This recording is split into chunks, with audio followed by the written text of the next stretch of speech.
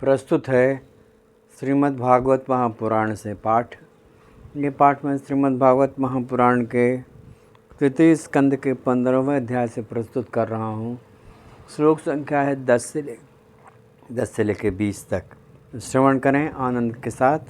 बहुत सुंदर प्रसंग है, श्रवण करें।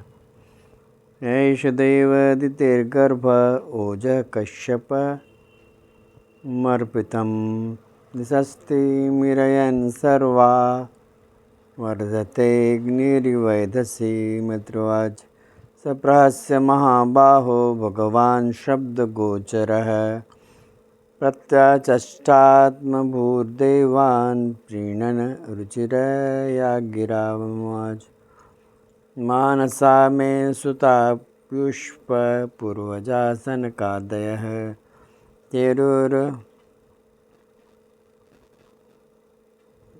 विहाय सा लोकांस लोकेषु विगतस्पृहा नैकदा भगवतो वैकुण्ठस्यामलात्मनः एवैकुण्ठनिलयं सर्वलोकनमस्कृतं वसन्ति यत्र पुरुषाः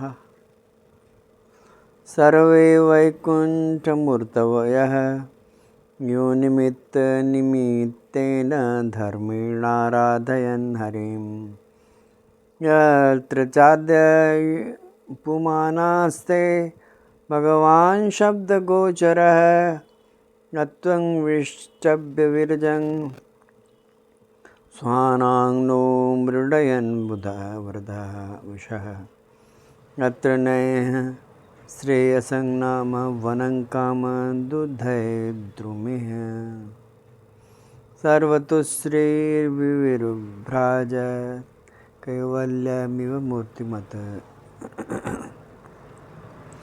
वैमानिका सललनाशरितानि यत्र गायन्ति लोकशमलक्षणचपणानि भर्तुः अन्तर्जलेनु विकसन्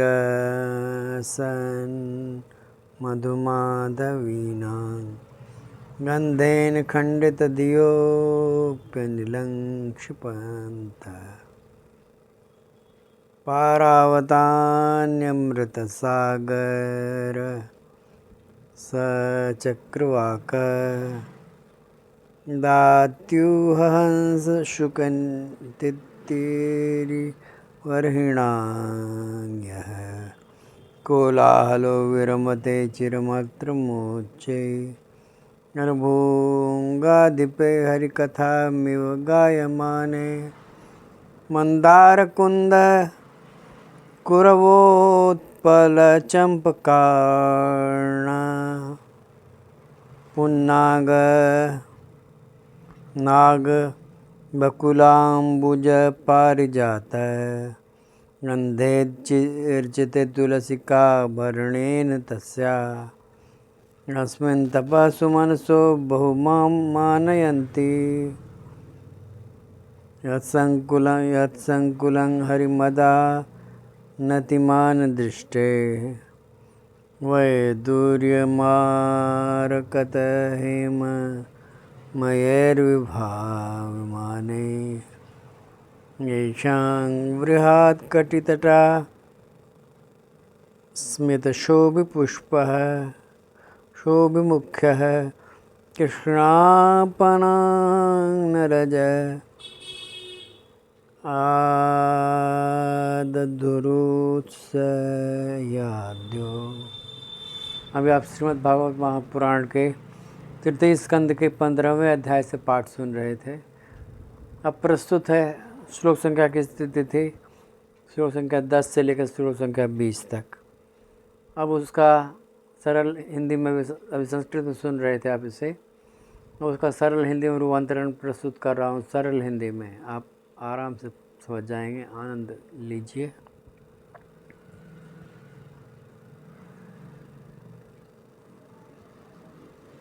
देव, आप जिस प्रकार ईश्वर से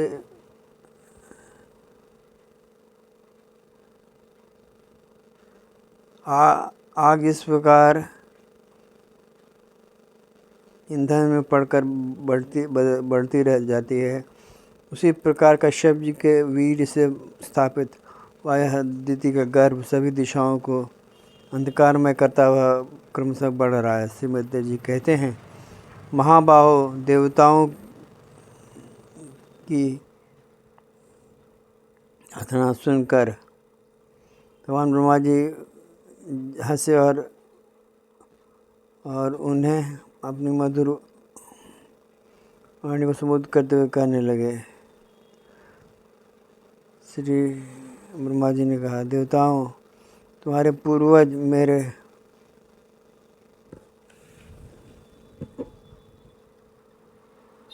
मानस पुत्र सनकादि आदि लोगों की आसक्ति त्याग कर समस्त लोकों में विचरण क्या करते हैं। एक बार वे भगवान विष्णु के शुद्ध परम प्रकाश में लोक वैकुंठ में वैकुंठ धाम पहुँचे, जहाँ सभी लोग विष्णु रूप होकर रहते हैं, और यह प्राप्त भी उन्हीं को होता है जो अन्य सब प्रकार की कामनाओं को छोड़कर केवल भगवत चरणारविंद की शरण प्राप्ति के लिए ही अपने धर्म द्वारा उनकी आराधना करते हैं। यहाँ वेदांत प्रतिपाद्य धर्म मूर्ति श्री आदिनारायण हम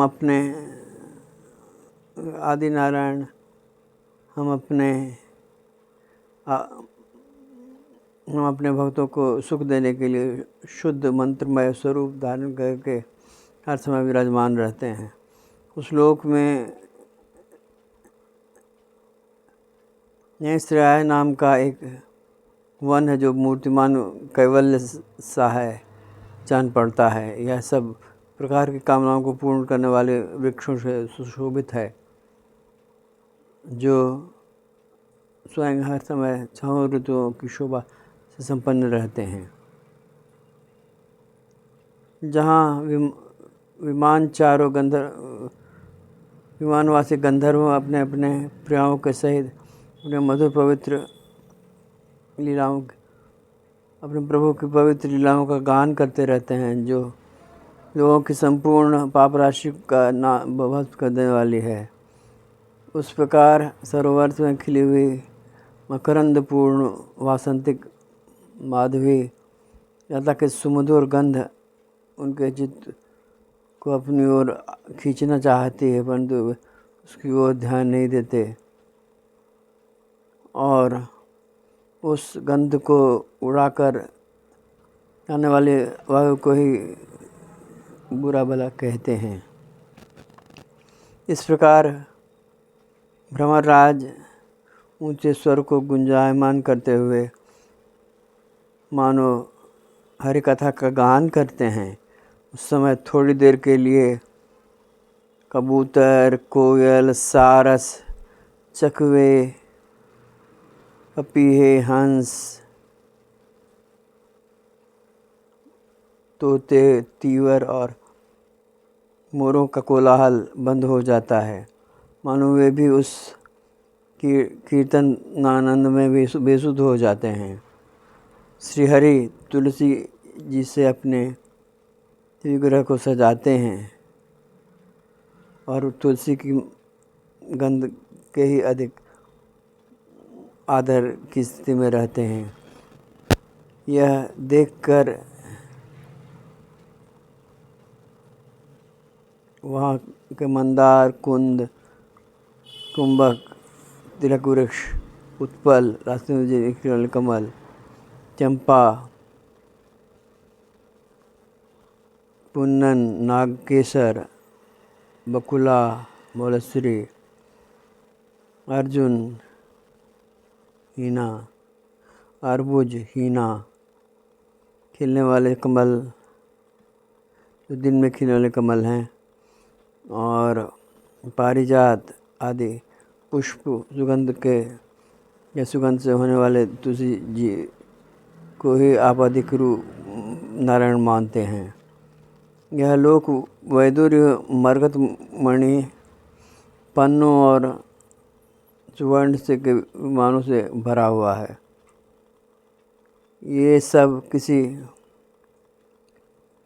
कर्म फल से नहीं वरन एकमात्र श्रीहरि के चरणारविंद की वंदना करने से प्राप्त होते हैं।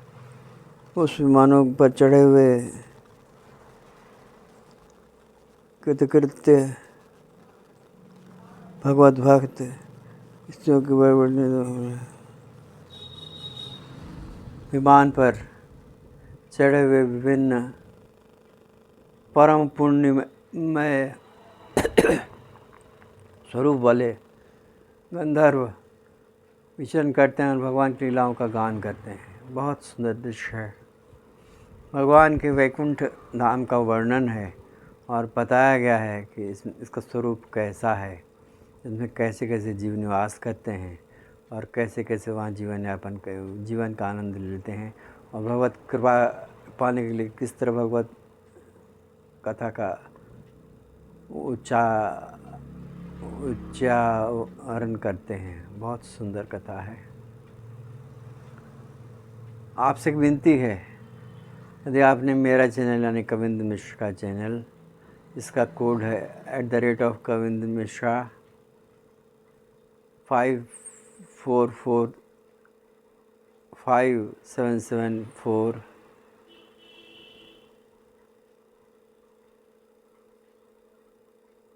ये चैनल आप सुन सकते हैं। इस कोड पर सुन सकते हैं और इस चैनल में आप सुन सकते हैं कौन कौन ग्रंथों का पाठ, श्रीमद् भागवत महापुराण, श्री महाभारत, श्री रामचरितमानस,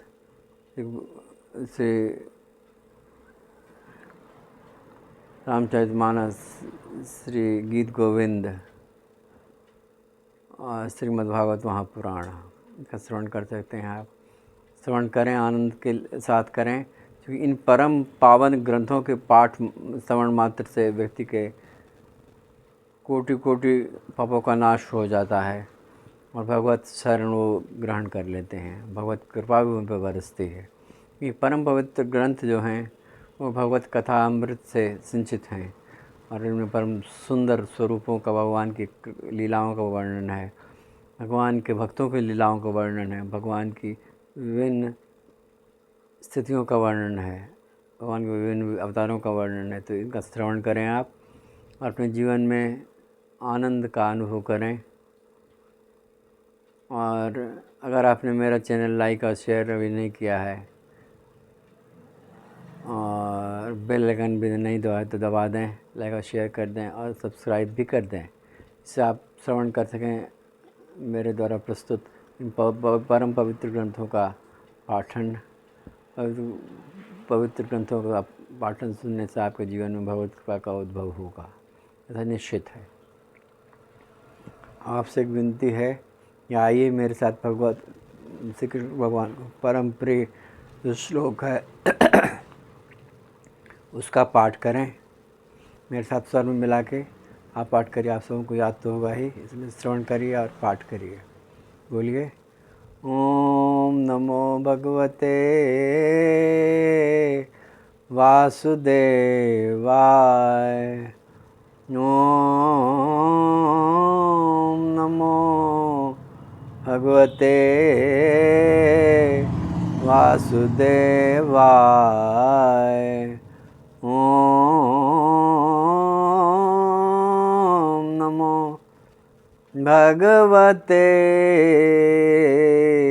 वासुदेवाय। वासुदेवाय वासुदेवाय। भगवान श्री कृष्ण की कृपा सदैव आप पर झरती रहे। भगवान श्री कृष्ण आपके हृदय आकाश में विराजमान रहें, अपनी कृपा से आपको सिंचित करते रहें और उनकी करुणा से आप ओतप्रोत होते रहिए। भौतिक और आध्यात्मिक दोनों प्रकार के ऐश्वर्य से आप युक्त होते रहिए। ऐश्वर्य की वृष्टि पर होती रहे। इस मंगल कामना के साथ आइए मेरे साथ भगवान की जय जयकार करिए, भगवान श्री कृष्ण की जय जयकार करिए। आइए बोलिए, जय श्री कृष्ण जय श्री कृष्ण जय श्री कृष्ण जय श्री कृष्ण जय श्री कृष्ण जय श्री कृष्ण जय श्री कृष्ण जय श्री कृष्ण जय श्री कृष्ण जय श्री कृष्ण जय श्री कृष्ण जय श्री कृष्ण जय श्री कृष्ण जय श्री कृष्ण जय श्री कृष्ण जय श्री कृष्ण जय श्री कृष्ण जय श्री कृष्ण जय श्री कृष्ण जय श्री कृष्ण।